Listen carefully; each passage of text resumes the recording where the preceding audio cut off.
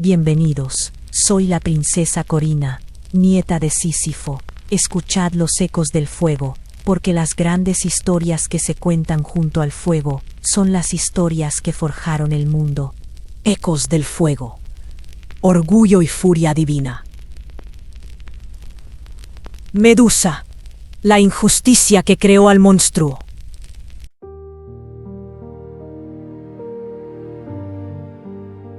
Hay historias que nos cuentan para celebrar a los grandes héroes, pero hoy, junto al fuego, no recordaremos una victoria.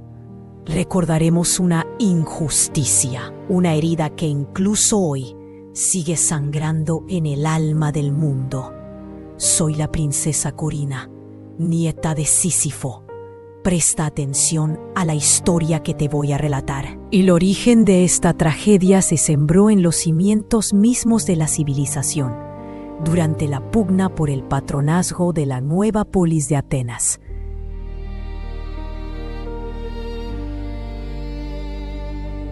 Una pugna desigual.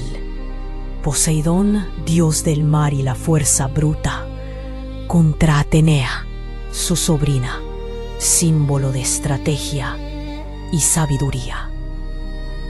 Su poderoso tío, Poseidón, hizo brotar una fuente de agua salada, un don de poderío y dominio del mar. Mi diosa, Atenea, ofreció a los hombres su olivo sagrado, símbolo de paz y prosperidad. Los hombres eligieron la sabiduría sobre la fuerza, y Atenea venció. La ira de Poseidón fue terrible, inundó las llanuras del Peloponeso como represalia, pero su orgullo herido no se sació. El rencor es un veneno que espera pacientemente su momento, y ese momento llegó años después, cuando el gran templo de Atenea se alzaba, imponente, en la Acrópolis. Su suma sacerdotisa era la más devota y decían la más hermosa de todas las doncellas de la ciudad. Su nombre era Medusa.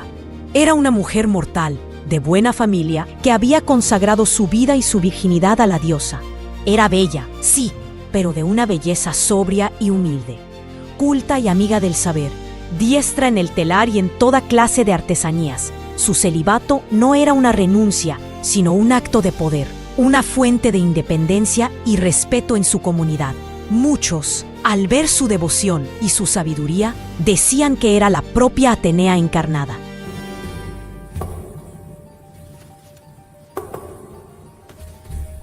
Lo divino no está en el espejo, sino en el juicio.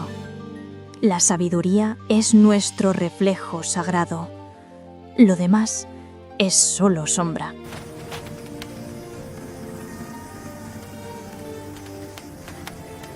Cuando tejemos, cada hebra debe orientarse con propósito.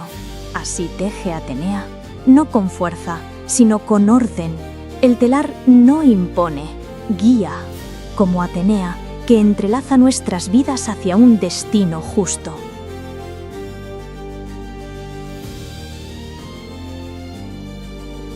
Oh, Atenea, no pido dones, me diste propósito. Que mi virginidad sea escudo, no ausencia. Que mi cuerpo sea un templo, no una tentación. Que mi servicio sea orden, no sacrificio. Un día, sin previo aviso, mientras Medusa rezaba sola en la quietud del templo, el aire se cargó de sal y el suelo tembló. Poseidón, dios de los mares y los terremotos, se materializó ante ella, su presencia llenando el espacio sagrado con una energía de deseo y furia antiguos.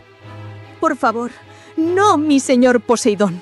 Soy una sierva devota de la diosa Atenea y estoy consagrada a ella. Respetadme, os lo suplico.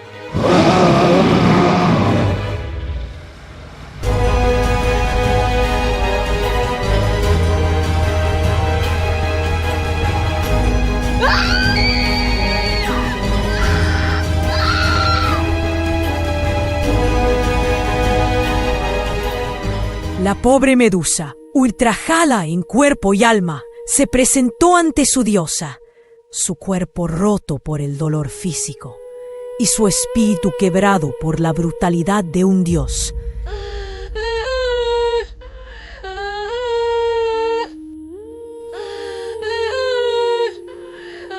Ni siquiera podía mantenerse en pie, pero la reacción de Atenea no fue de piedad, fue de furia. Mi señora, mi diosa, Poseidón me tomó por la fuerza. Tened misericordia.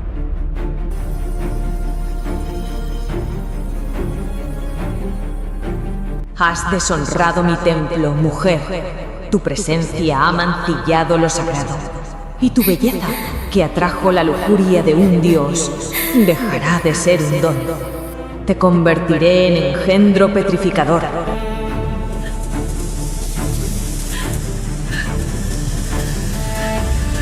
La convirtió en un monstruo, una mujer horrorosa de cabellos serpentinos y mirada petrificadora.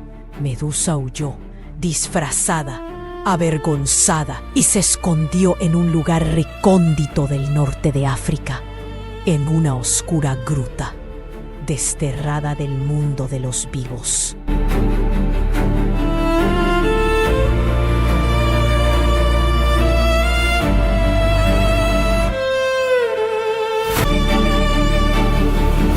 Pero Atenea no se conformó, como si la mera existencia de Medusa fuera un recordatorio constante de su propia y terrible injusticia.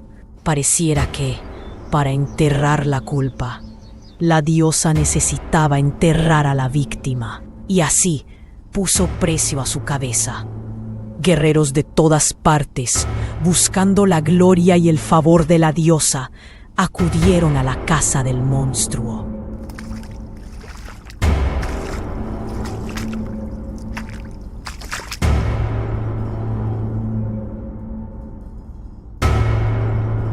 Debemos acabar con el monstruo.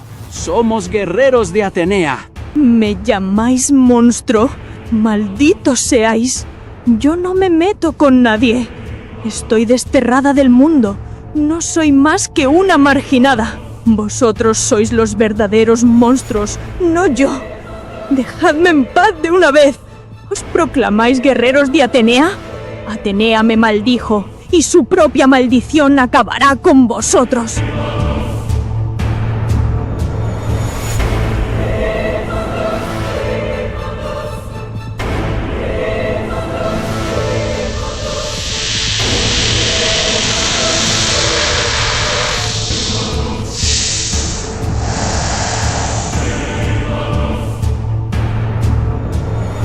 Poco a poco, su dolor se convirtió en una locura desafiante. Y con la locura llegó una terrible conciencia de su propio poder. Ya no era solo una víctima acorralada, era una fuerza de la naturaleza, un poder primordial que los propios dioses habían desatado y ahora no sabían cómo contener. Yo soy la auténtica paladín de Atenea. Soy vuestra peor pesadilla. Mi jardín de estatua rivalizará con el esplendor de los jardines elíseos. Que vengan Poseidón y Atenea personalmente. Que dejen de mandarme a sus perritos falderos. ¿Quién se lo impide? ¿Tanto me temen? Así ajustaremos cuentas de una vez por todas.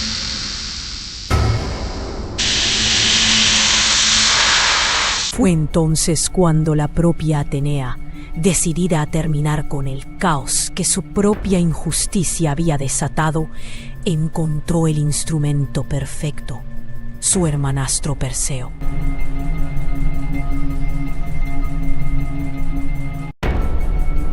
El joven príncipe vivía exiliado en la isla de Sérifos, junto a su madre, Dánae, bajo la protección del rey Polidectes, un hombre cuya hospitalidad era solo la máscara de su deseo. Para librarse de Perseo y forzar a Dánae a casarse con él, el rey tejió una trampa de humillación pública.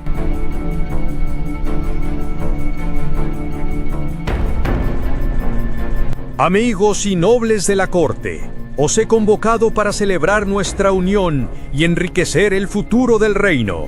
Como es tradición, un caballo sería el regalo más adecuado.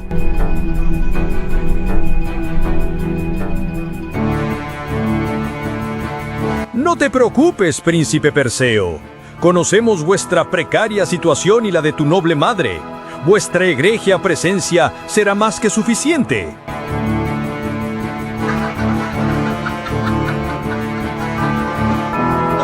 No necesitamos caridad, mi rey. Si deseas un regalo extraordinario, yo te lo conseguiré. Traeré algo que ninguno de estos nobles podría siquiera imaginar. Fue en ese instante de furia ciega cuando el influjo de Atenea se deslizó en su mente. Traerás la cabeza de la gorgona Medusa. Te traeré la cabeza de la gorgona Medusa. ¡Perseo! ¡Qué locura has dicho!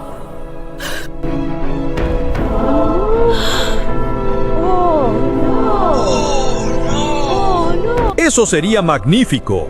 Buena promesa. Te tomo la palabra. Tráeme la cabeza de Medusa. Y no regreses a Serifos si vienes con las manos vacías.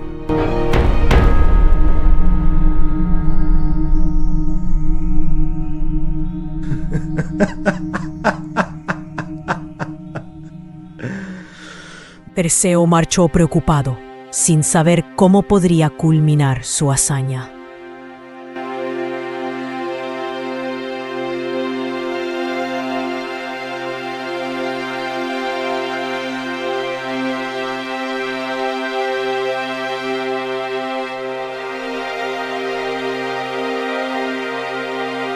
Por todos los dioses, mi diosa Atenea. Atenea había encontrado a su campeón, tejiendo una red de promesas irresistibles. Si acabas con el monstruo, salvarás a tu madre del malvado rey Polidectes. Encontrarás al amor de tu vida. Y no solo serás rey, sino también el héroe más grande de todos los tiempos. Hasta las estrellas pronunciarán tu nombre por toda la eternidad. Perseo, seducido por la promesa de gloria y la salvación de su madre, aceptó. Y así, las ninfas, por orden del propio Zeus, le entregaron sus dones. Aquí tienes las sandalias aladas de Hermes para volar, el arpe de metal estelar como arma ofensiva, el casco de Hades para ser invisible, el zurrón mágico para guardar su cabeza y mi escudo, pulido como un espejo de bronce. Gracias, mi señora. Juro que vuestros dones no serán en vano. Divinidades femeninas invistiendo a un gran héroe para acabar con una mujer maldita. Pertrechado con el equipo de combate forjado por los mismos dioses, Perseo se entregó a los cielos. Su viaje fue una odisea a través de un mundo que pocos mortales han contemplado. Dejó atrás la isla de Serifos y se convirtió en un punto solitario sobre el vasto azul del Egeo. Asesorado por las viejas grayas, guardianas del conocimiento, cruzó volando el mar infinito, un desierto de agua y sal que separaba el mundo de los hombres del de los monstruos. Finalmente, tras un día de vuelo incesante, alcanzó las costas de la mítica Libia, una tierra de arena y silencio, donde el sol quema la memoria y las sombras se alargan como presagios. Allí en el umbral del mundo conocido, buscó la entrada a una noche de piedra, la guarida de Medusa. Cuando Perseo se adentró en la oscura guarida de la gorgona Medusa, un escalofrío le recorrió la espalda. Miedo. Un sentimiento punzante, incluso para un héroe bendecido por los dioses. Pero mi abuelo siempre dijo que ser un héroe no significa no sentir temor. significa enfrentarlo y triunfar a cualquier precio donde otros fracasaron, pues sin victoria no hay historia que contar. Un héroe es aquel que consigue su propósito, aprovechando cualquier ventaja que los dioses o la propia inteligencia le ofrezcan. La astucia, a veces, es la más noble de las armas. Así, guiado por la propia mano de Atenea, Perseo llegó hasta el lecho donde Medusa dormía, no como un monstruo, sino como una criatura herida, acurrucada en la oscuridad.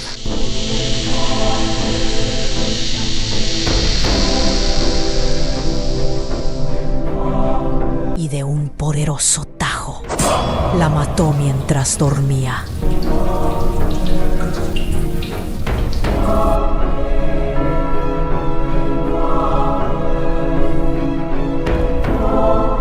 Y se llevó su cabeza como trofeo. Pero la historia de Medusa no terminó con su muerte. Su legado todavía pervive. Se dice que de su herida y de su sangre nació Pegaso, la más noble y bella criatura que ha existido sobre la tierra. Perseo ni siquiera lo vio. Pero Pegaso no fue el único que nació con la muerte de Medusa. Se dice que tuvo un hermano gemelo, una entidad del caos que encarnaba el lado más oscuro de los dioses y la esencia de los monstruos. Crisaor, el hombre de la espada de oro, una criatura vengativa de puro caos que encarna todos los valores contrarios a los de Pegaso. Su contrapunto oscuro, la demostración palpable de que las acciones injustas, tarde o temprano, siempre tienen terribles consecuencias. Perseo cumplió su promesa, salvó a su madre, encontró a su amada Andrómeda y se convirtió en el rey y el héroe que le habían prometido.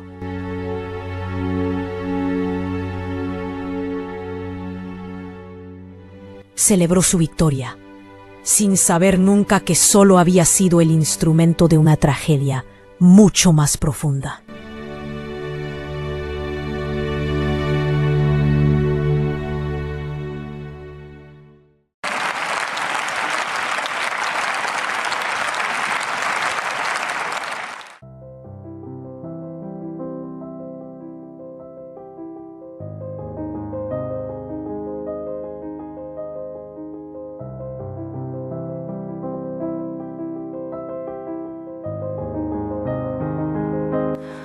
Medusa, mi sierva más devota, perdóname, tuve que sacrificarte en pos de un bien mayor. Tu hijo, Pegaso, será la única esperanza para dioses y hombres, el arma para un héroe que todavía no ha nacido y ni siquiera sé todavía quién es. Hay que librar una nueva guerra. Pero no te preocupes, porque siempre estarás junto a mí. Te llevaré para siempre en mi escudo.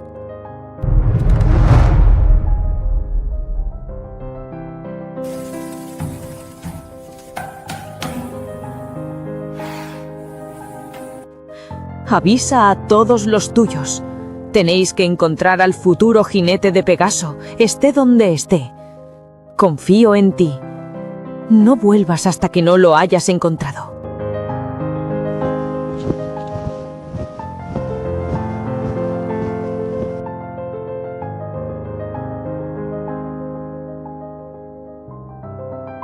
Hoy os contaré otra historia de héroes y monstruos, y de cómo, de la sangre de una mujer maldita, nació un semidios.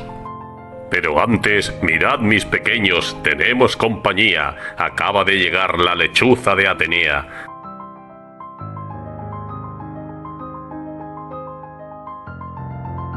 Debemos saludarla como se merece.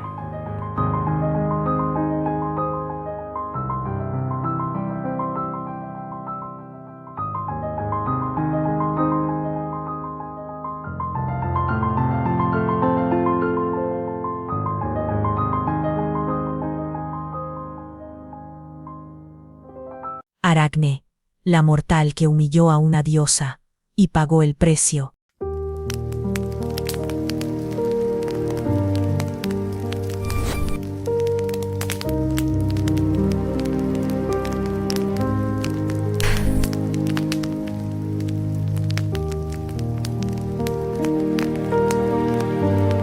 Dicen que la historia la escriben los vencedores, pero a veces la historia no se escribe, se teje.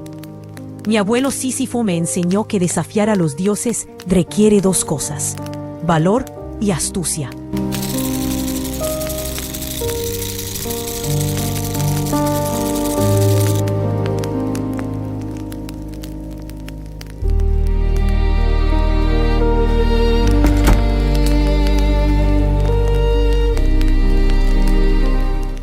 Si solo tienes valor, eres un mártir, pero si tienes astucia, serás un superviviente. Hoy os hablaré de alguien que tuvo el valor más puro, pero a quien le faltó la astucia para esconder su verdad. Una chica que no vivía en un palacio, sino entre tintes y polvo. Alguien que cometió el error imperdonable de colocar un espejo frente al rostro de una diosa. Su nombre era Aracne. Y esta es la historia de cómo la verdad trató de ser silenciada.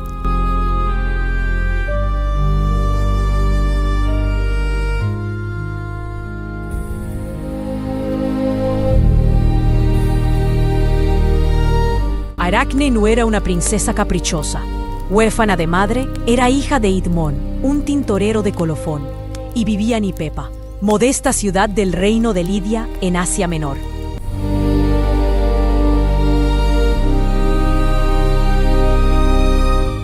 Su don no vino de una cuna de oro, sino de años de disciplina, dedos sangrantes y de una obsesión solitaria por la perfección. Su arte era tan sublime que las ninfas venían del río Pactolo y bajaban de los montes Tmolos solo para verla trabajar. Tal era su destreza en el arte del tejido.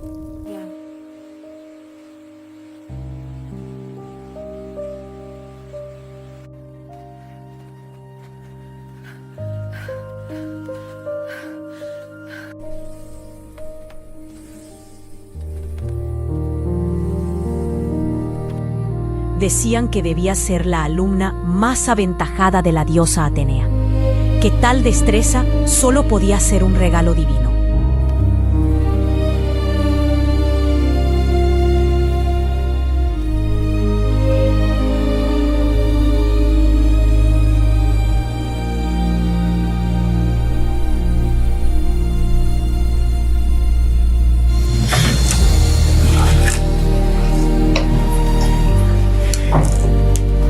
Mirad sus manos, no parecen humanas, sino guiadas por la propia Atenea. Cada hilo que toca se convierte en río, en estrella, en destino. ¿Cómo puede una hija de la tierra, humilde entre los humildes, tejer con tal perfección? Sin duda, la diosa ha puesto su soplo en ella. ¿Un regalo? Nadie guió mis manos cuando sangraban. Nadie me enseñó a mezclar el púrpura. Mi madre murió siendo yo niña. Mi maestra ha sido el esfuerzo. Si Atenea quiere reclamar mi arte como suyo, que baje y lo demuestre. Yo no le debo nada a nadie.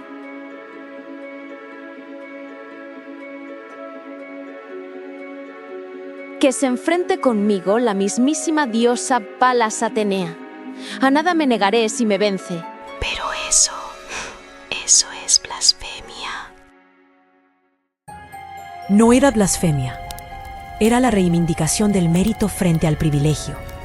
Pero en un mundo gobernado por ególatras inmortales, la verdad es la ofensa más peligrosa.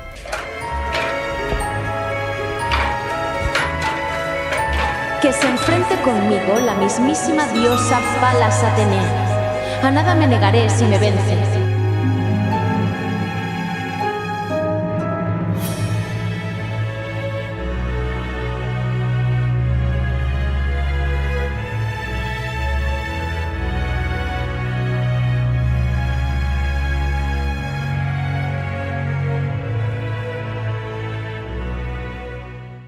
Ten cuidado, niña.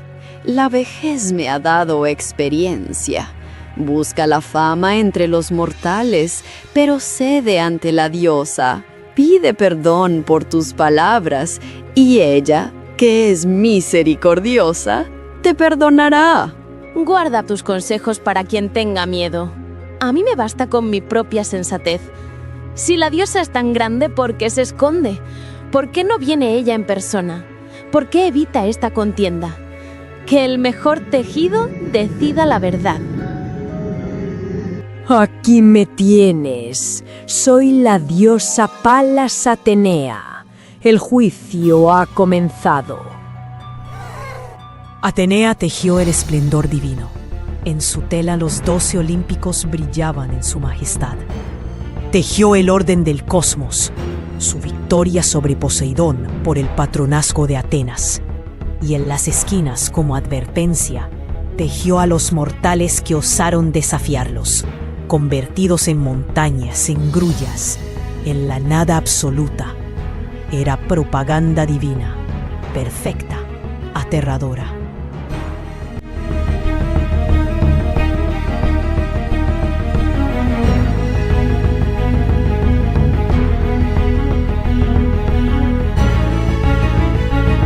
Pero Aracne tejió la crónica negra del Olimpo. No había respeto en sus hilos, solo memoria. Tejió a Zeus engañando a Europa como un toro, a Leda bajo las alas del cisne, a Danae bajo la lluvia de oro. Cada hilo era una denuncia, cada nudo una acusación de abuso de poder. Y la peor parte siempre se la llevaban las mujeres. Pero la imagen central fue su sentencia de muerte.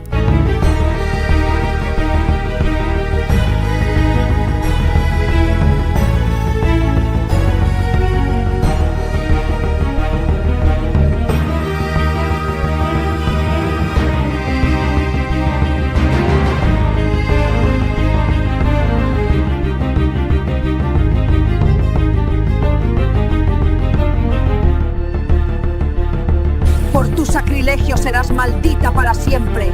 Aracne se atrevió a tejer lo que nadie nombraba. Tejió el templo profanado. Tejió a Medusa, no como el monstruo que todos temían, sino como la sacerdotisa que fue forzada y resultó castigada por su señora. Tú, mocosa insolente, ¿cómo sabes tú eso? ¿Cómo te atreves? Todo el mundo lo sabe, pero nadie se atreve a decirlo en voz alta. No fue la envidia por la técnica. El trabajo de Aracne era perfecto.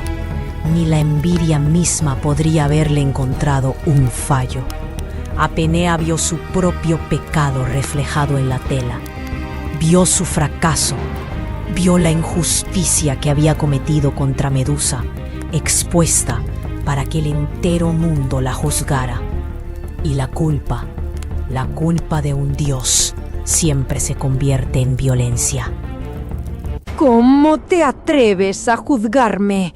Yo os traje el orden y la civilización. Yo os implanté las semillas de la destreza en vuestros cerebros de simio. Sin mí, todavía estaríais en cuevas vistiendo pieles de bestias sin curtir.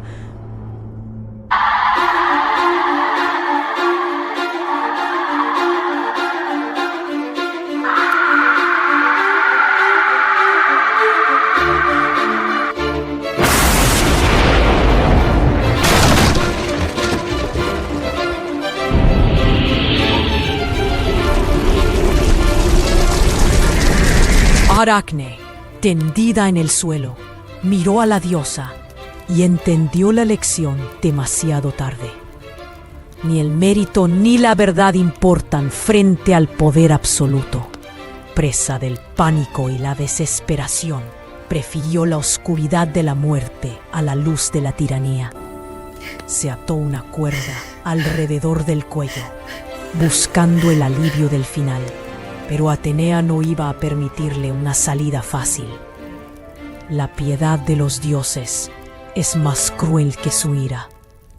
No mereces morir, necia. Eso sería un escape. ¿Tú quieres tejer? Pues tejerás. Vivirás, sí, pero colgarás para siempre. Tú y toda tu descendencia tejeréis en las sombras, donde nadie admire vuestro arte, donde vuestros hilos solo causen repulsa. Invoco los poderes de la diosa Hécate.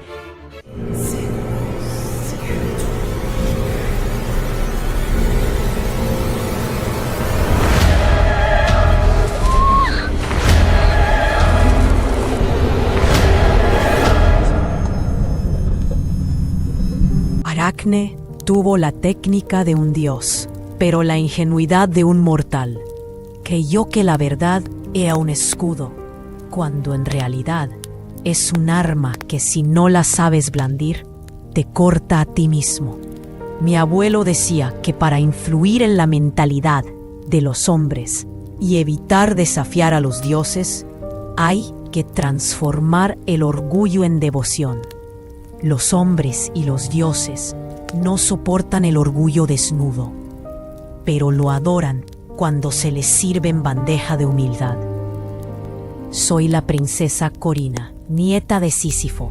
Estoy consagrada a la diosa Atenea y soy su más humilde servidora.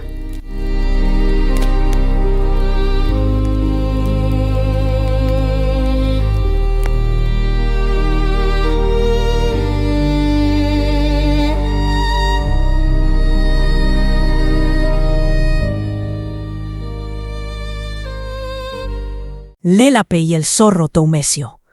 La paradoja que casi destruye el cosmos, cuando Zeus se encaprichó de la princesa Semele, hija de Cadmo, se reunían furtivamente en secreto, huyendo de la furia de la reina Hera.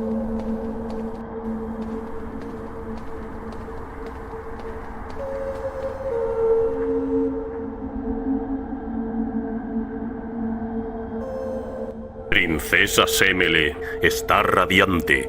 Qué bien te sienta nuestro embarazo. ¿Pero a qué viene esa cara tan seria? Una anciana nodriza me ha dicho que tú no eres Zeus, que eres un embaucador, y yo una niña tonta por creerte. ¡Pero qué tontería! ¿Cómo puedes creer semejante bobada? Me dijo que si de verdad eras Zeus, tendrías que mostrarme tu verdadera forma. Muéstrame tu verdadera forma si quieres que te crea. Mujer, no te pongas así. Si es lo que quieres, aquí me tienes. Te mostraré mi verdadera forma.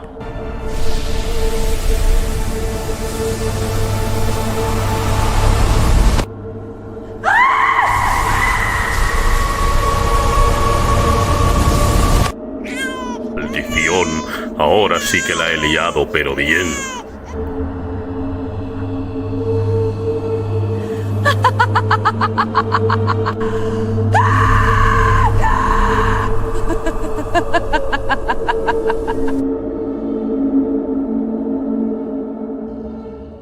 Dicen que el destino está tallado en piedra, que lo que ha de ser, será. Pero, ¿qué ocurre cuando los dioses escriben dos destinos que se contradicen? ¿Qué pasa cuando una fuerza imparable choca contra un objeto inamovible? Soy la princesa Corina, nieta de Sísifo. Hoy os contaré la historia de la paradoja infinita, la historia de un zorro que no podía ser cazado y un perro cazador que no podía fallar.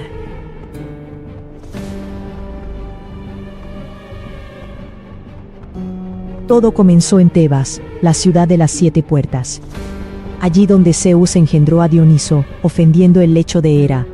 Y la reina del cielo no perdona, no contenta con haber matado a la madre del niño, y al ver que no aparecía por ninguna parte, descendió a las entrañas de Gea, y reclamó una bestia antigua, nacida del barro primordial.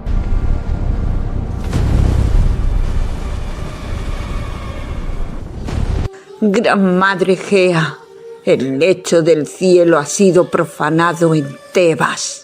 Necesito un castigo que no puedan matar ni olvidar. Algo que devore su futuro. Toma al zorro de Umesio, hija mía. Barro primordial forjado con una ley absoluta.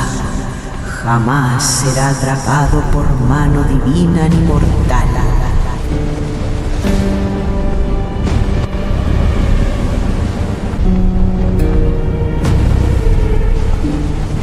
Perfecto.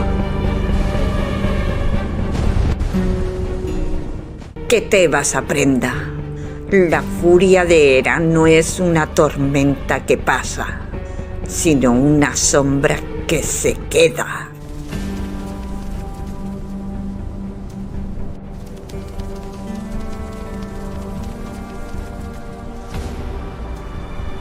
Hermosa criatura de fuego, ve a Tebas y hazles pagar su impiedad para conmigo. Siembra el caos y el terror entre sus habitantes, que recuerden para siempre la furia de la reina Hera.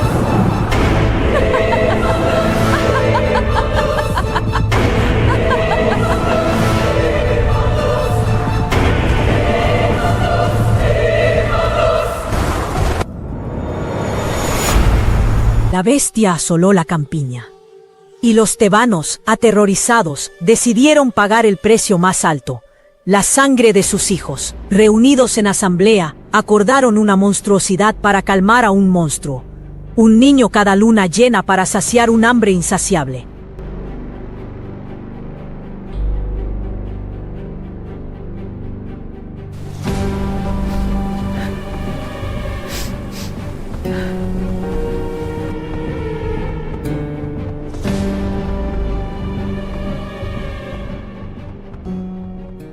Creón, el regente, estaba atado de manos, como casas al viento. Entonces llegó Anfitrión, un héroe exiliado, que buscaba un ejército para su propia guerra. Necesitaba el bronce y las lanzas de Tebas. Necesitaba venganza. Me pides un ejército para tu guerra, Anfitrión. Pero ¿qué clase de regente sería si te doy mis hombres cuando mi pueblo sangra? Pero Creón ya había trazado sus planes. Te daré mis hombres, Anfitrión. Te daré el poder de Tebas, si tú nos libras de la bestia. Mata al zorro y tendrás tu guerra. El zorro Teumesio demostró ser una bestia extremadamente poderosa. No solamente era rápido, sino también cambiaba de tamaño y forma, como si las leyes de la física no le afectaran. Era una criatura concebida para causar cualquier mal sin temer represalias. Anfitrión comprendió que ninguna arma humana podía herir a un destino divino. Para vencer a un prodigio, necesitaba otro.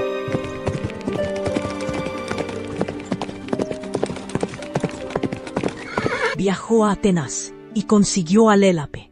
Amigo Céfalo, necesito un prodigio para dar caza a un monstruo. El perro de oro, el guardián que nunca había fallado. Lélape tenía un don absoluto.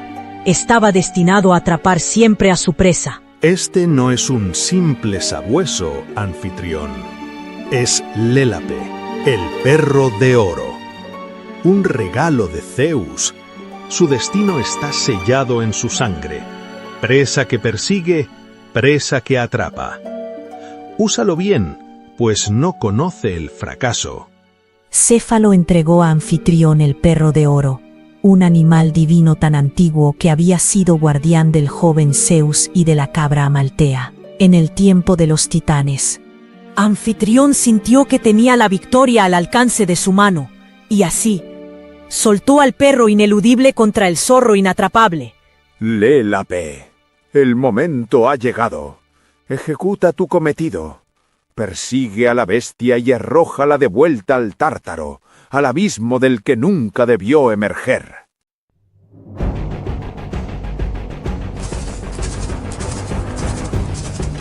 Pero la persecución rompió las leyes de la naturaleza.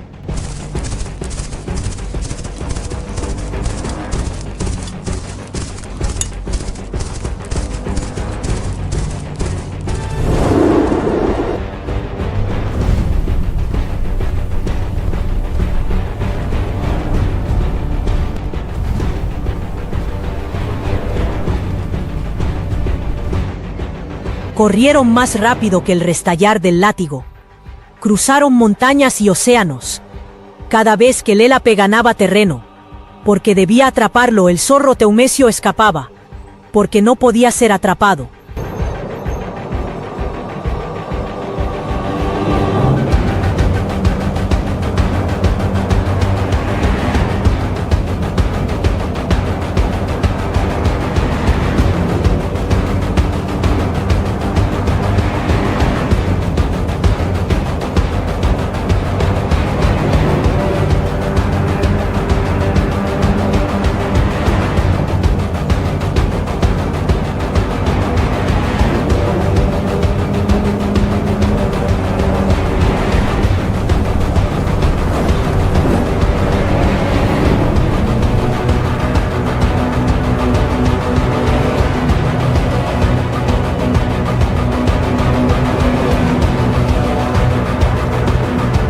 Su carrera dibujó sobre la piel del mundo el signo de lo eterno, el uróbolos infinito.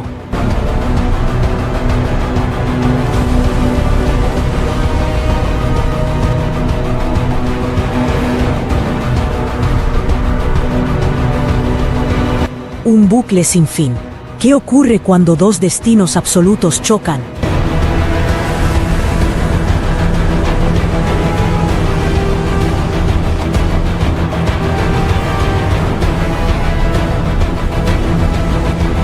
Que la realidad se quiebra, el espacio se curvó, el tiempo empezó a colapsar bajo el peso de la contradicción.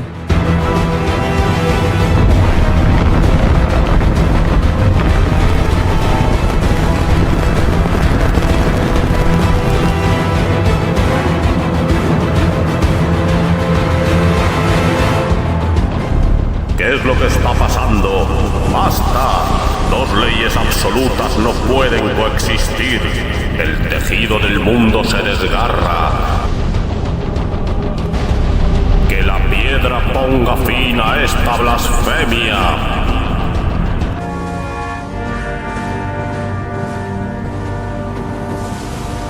Zeus salvó el cosmos convirtiendo a las dos criaturas divinas en piedra.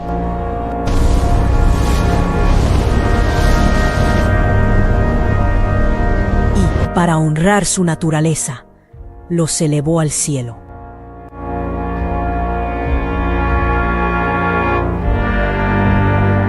Allí siguen, el gran perro y el zorro, corriendo a través del firmamento noche tras noche, en una cacería que nunca termina.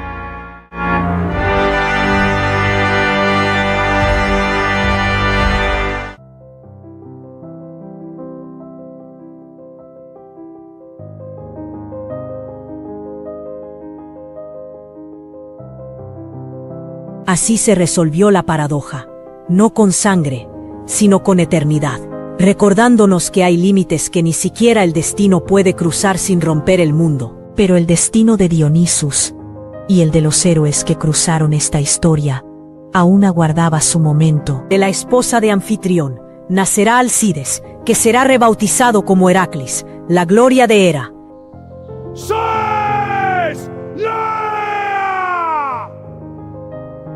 Soy Heracles, la gloria de Hera.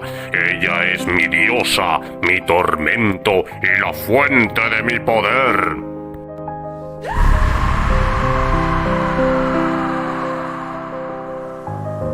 Y todas esas historias os las iré contando en otra ocasión.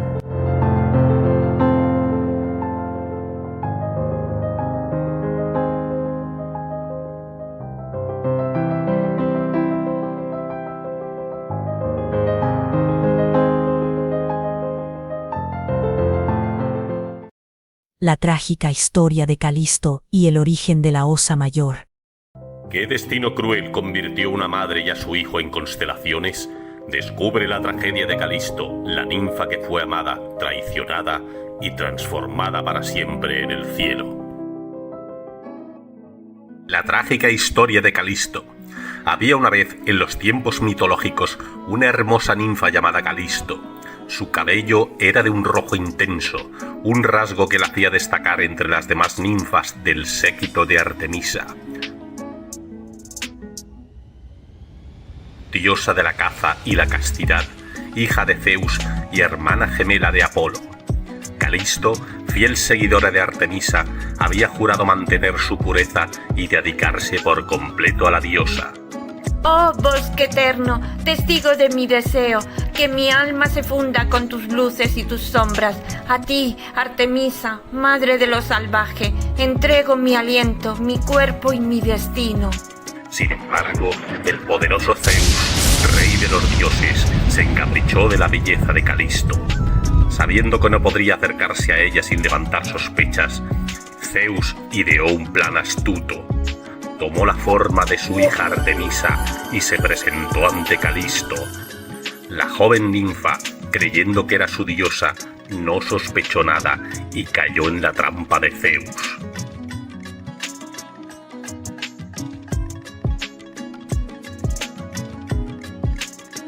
Hola Calisto, no soy Zeus, soy Artemisa. ¿Te he dicho alguna vez que eres mi ninfa favorita? Oh, claro que sí, hasta mi padre, el gran Zeus, sabe lo guapa que eres. ¿Qué tal un paseo por el bosque y un bañito en el río? Calisto?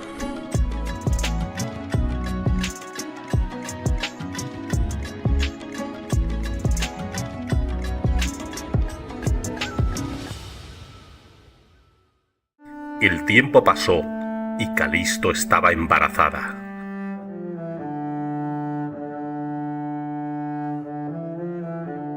Artemisa, al descubrir la preñez de su seguidora, exigió saber quién era el responsable. Calisto, confundida y aterrorizada, le dijo que había sido ella misma, Artemisa. No entiendo vuestra pregunta, mi señora. Fuisteis vos quien me sedujo y me otorgó este milagro, fruto del amor, mi diosa Artemisa. ¿Acaso no lo recordáis? Entonces Artemisa, enfurecida por lo que consideraba una traición y considerando que además se burlaba de ella, desterró a Calisto con amenazas de muerte. Calisto, convertida en paria, vagó por los bosques y montañas buscando refugio. Encontró una pequeña cueva donde dio a luz a su hijo, Arcas. A pesar de las dificultades, Calisto cuidó de su bebé con todo el amor y la dedicación que pudo reunir. Un día, mientras buscaba a su hijo que había desaparecido, Calisto escuchó las voces de un niño que creyó que era el suyo en una parte oscura del bosque. Siguiendo la voz, se encontró con un enorme pavo real. ¿Pero qué hacía allí un pavo real?, se preguntó confundida. De repente, el ave tomó su verdadera forma. Era la mismísima Hera, la esposa de Zeus, que había descubierto la infidelidad de su esposo. Este pavo real te estaba esperando, maldita usurpadora de afectos. Voy a hacer que te arrepientas. Tu castigo será ejemplo para todas las de tu ralea.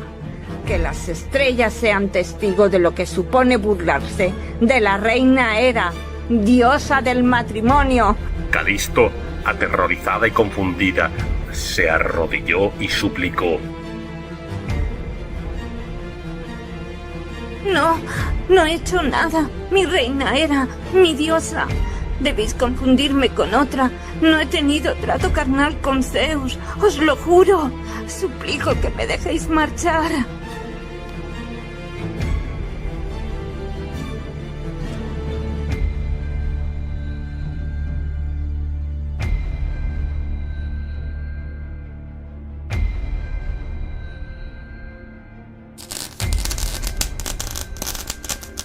Pero Hera, fuera de sí, la transformó en una osa enorme de pelaje naranja.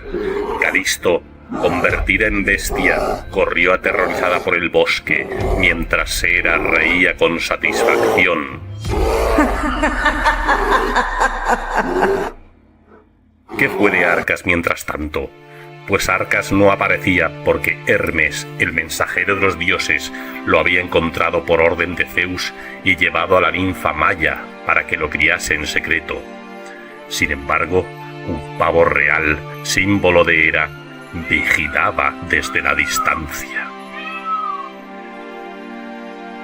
Pasaron los años y el héroe Arcas, criado bajo la protección de Maya y al cuidado de una anciana nodriza, se había convertido en el aclamado rey de Arcadia.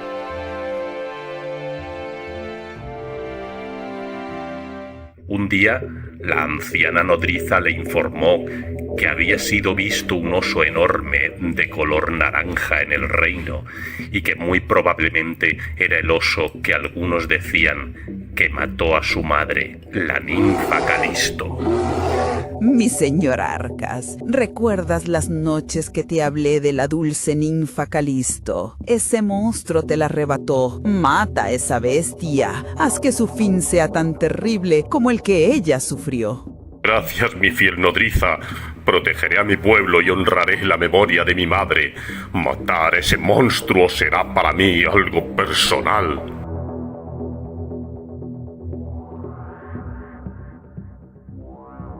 Arcas, decidido a proteger a su pueblo y a vengar a su madre, proclamó que iría personalmente en busca del oso monstruoso para darle muerte. Querido pueblo de Arcadia, yo, el rey Arcas, derrotaré personalmente a ese monstruo venido del Tártaro. Traed mi armadura y mi lanza y soltad a los perros. La anciana nodriza, que en realidad era Hera disfrazada durante todo este tiempo, sonrió malévolamente, viendo cómo su venganza se acercaba a su culminación.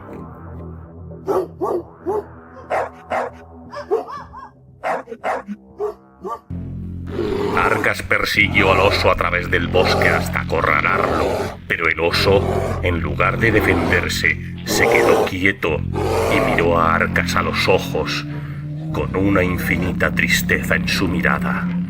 Arcas, confundido, levantó su jabalina dispuesto a acabar con la bestia de una vez por todas.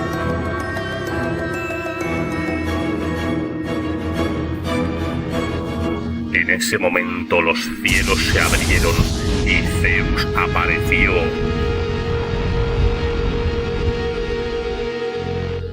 Arcas, detente. Ese oso no es un monstruo. Ese oso es tu padre. Y yo soy tu padre.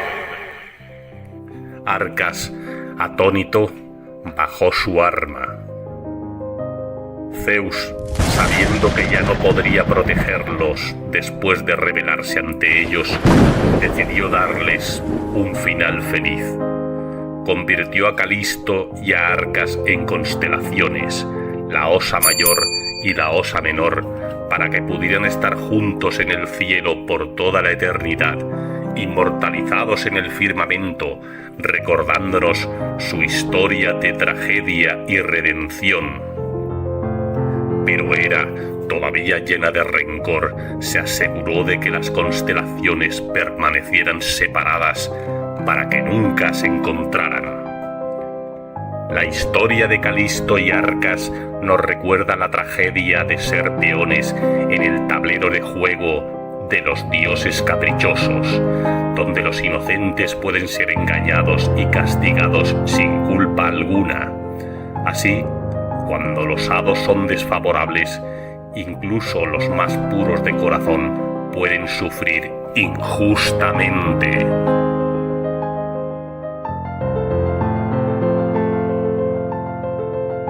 ¿Te conmovió la historia de Calisto?